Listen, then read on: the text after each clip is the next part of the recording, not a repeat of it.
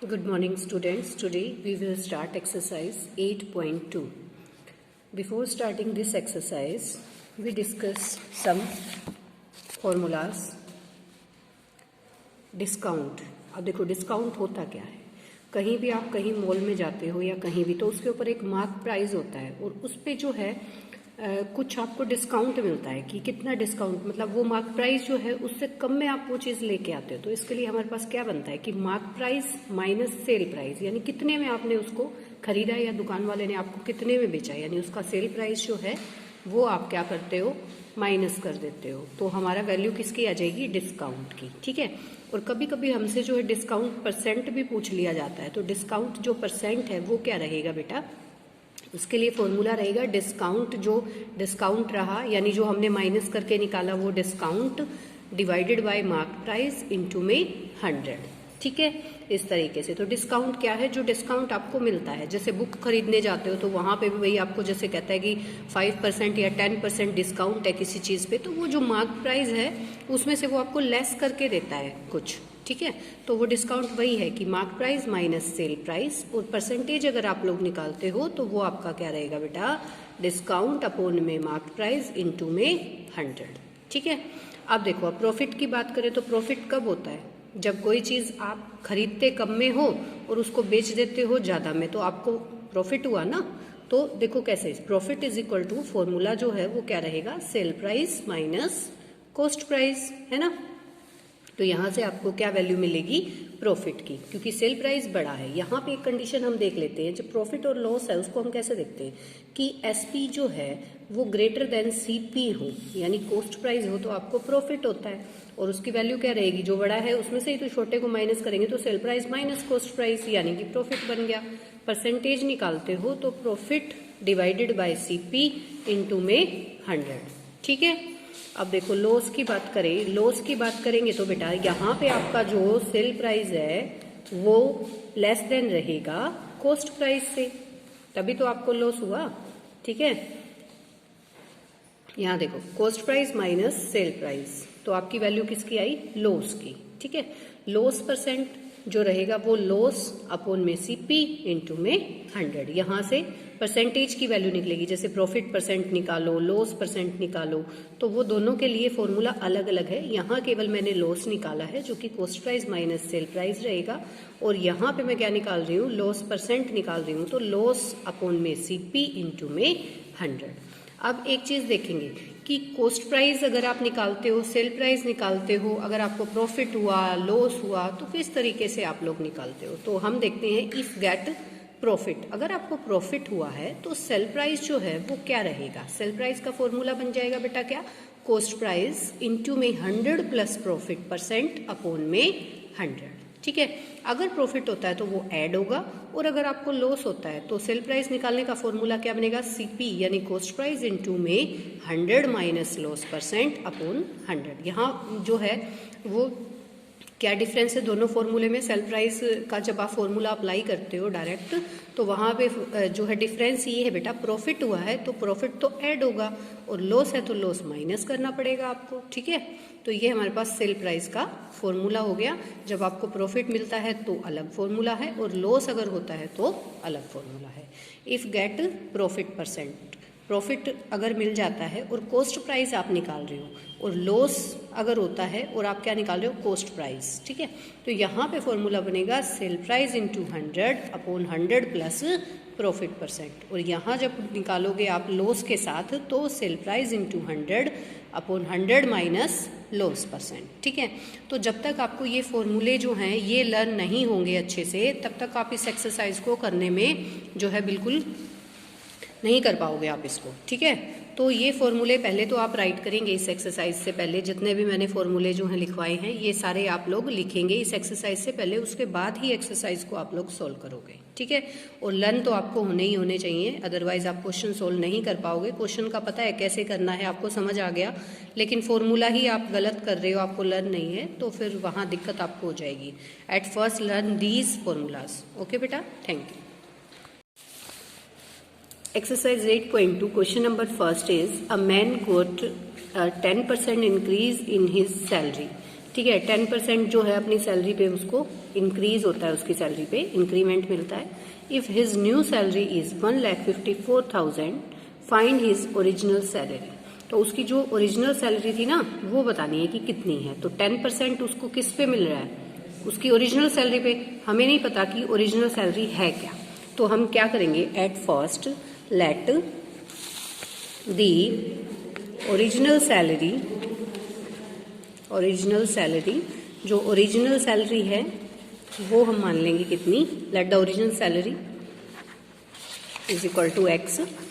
तो according to question जो 10% उसको मिल रहा है वो इंक्रीज कहाँ हो रहा है, 10% इंक्रीज हो रहा है 10% ऑफ एक्स।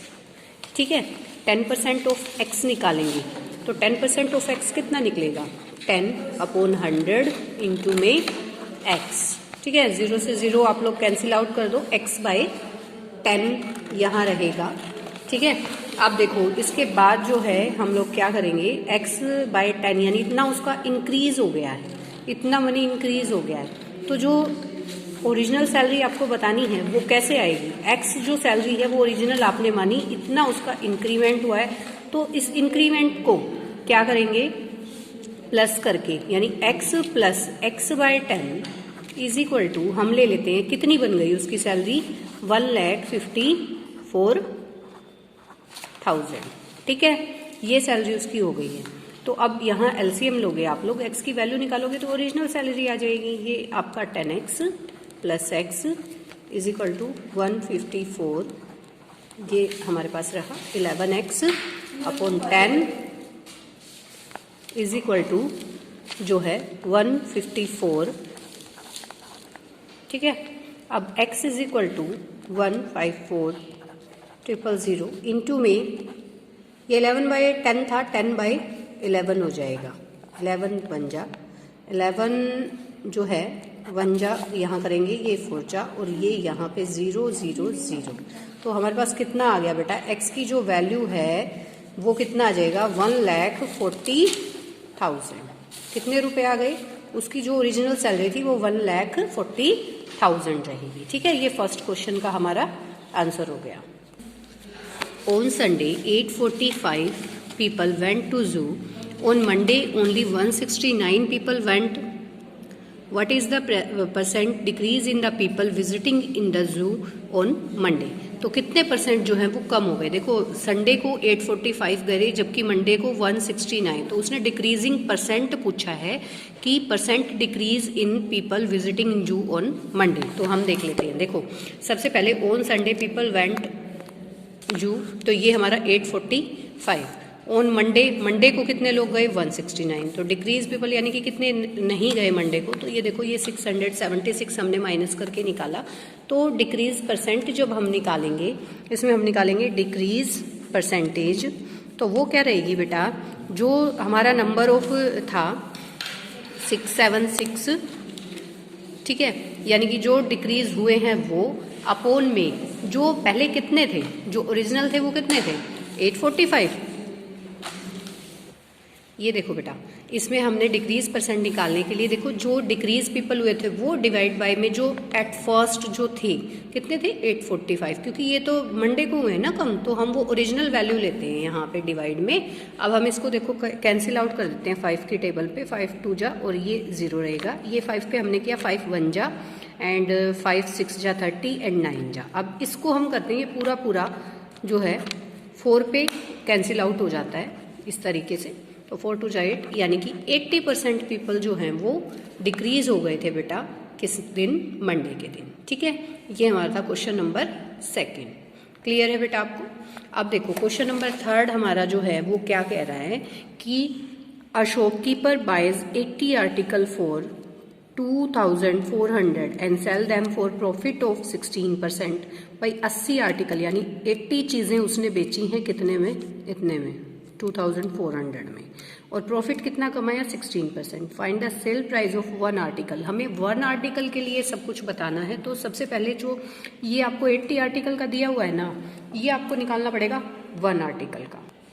ये देखिए बेटा, इसके बाद हमने क्या किया कि कॉस्ट प्राइस ऑफ 80 आर्टिकल जो है वो हमारे पास 2400 था, तो cost price of one article निकालेंगे, क्योंकि हमने तो वन आर्टिकल का पूछा गया है। तो हमने क्या किया, 80 आर्टिकल जो 80 को है 2400 से डिवाइड कर दिया, तो ये वन आर्टिकल की कॉस्ट आएगी। तो देखो 0 से 0 कैंसिल आउट कर दिया, 8 3 जा 24 और ये 0 आ गई, तो यानी कि ₹30। तो कॉस्ट प्राइस तो हो गया बेटा 30 और प्रॉफिट है 16%। आपको निकालना है सेल प्राइस। तो सेल प्राइस का फॉर्मूला मैंने देखो आपको बताया है क्या है, जब आपको प्रॉफिट होता है तो कॉस्ट प्राइस इंटू में 100 प्लस प्रॉफिट परसेंट अपॉन में 100, ये फॉर्मूला होता है ना, आपको लर्न करना है ये फॉर्मूला। कॉस्ट प्राइस 30 है, इंटू में 100 प्लस 16 क्या हो जाएगा बेटा 116, और ये आपका हो गया बेटा 100 यहाँ पे एज इट इज। तो ये 0 से जो है ये वाली 0 आप कैंसिल आउट कर दो। अगर ये आपका पूरा पूरा कैंसिल आउट होता है तो आप इसको कैंसिल आउट करो, अदरवाइज लास्ट में जो है आप इसके पॉइंट लगा देना, ठीक है। तो 3 6 जा 18 8 1, 3 1 जा 3 4 एंड 3, और ये हमारे पास आ गया नीचे 10। तो ये देखो बेटा ये हमारे पास क्या आ गया 34.8, यानी कि रुपीस जो हैं वो पैसे होते हैं, तो एक 0 तो हम लगा ही देते हैं ना लास्ट में, कितनी 0 लगा लो आप, तो इसको ऐसे तो बनाना होगा 80 पैसे, 34 रुपीज 80 पैसे में उसने उसको बेच दिया, यानी कि ये कितना उसका सेल प्राइस आ गया। ठीक है, क्लियर है सभी को? ओके बेटा, बता देंगे।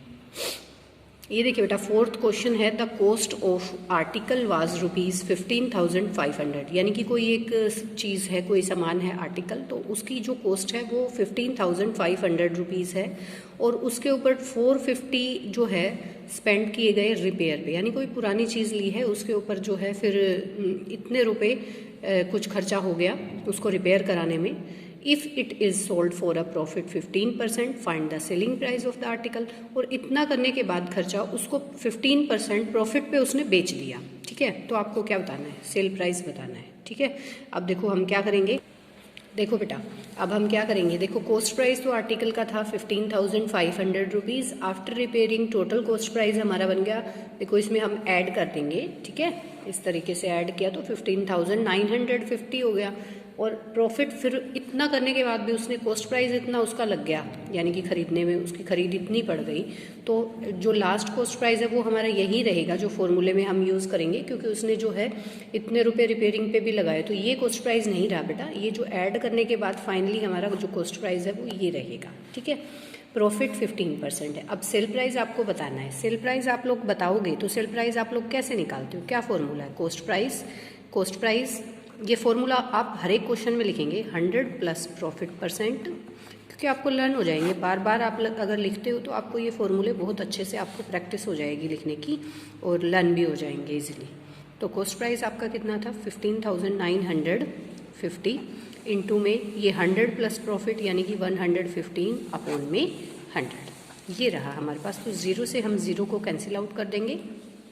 ठीक है, अब इसको देखो काटने का कोई बेनिफिट मुझे लग नहीं रहा है ऐसा, क्यों, क्योंकि देखो ये यहाँ पे जो है अगर हम इसको कैंसिल आउट करते हैं तो पूरा पूरा नहीं होगा, और नीचे अगर ये पूरा हो जाए तो ठीक है, अदरवाइज इन दोनों की मल्टीप्लिकेशन करके आप वहाँ पे डेसिमल प्लॉट कर दो तो वो भी बेटर है। तो हम इसके एक बार मल्टीप्लिकेशन कर लेते हैं पहले। तो बेटा इसकी मल्टीप्लिकेशन हमारे पास ये आई है, जबकि हमारे पास इसके नीचे जो है 10 है, तो हम इसको क्या लिखेंगे, रुपीज़ देखो 342.50, यानी कि 18,342 रुपीज़ में उसने उसको सेल कर दिया। ठीक है, फाइनली जो है सेल प्राइस हमारा ये आ गया। ओके बेटा, थैंक यू।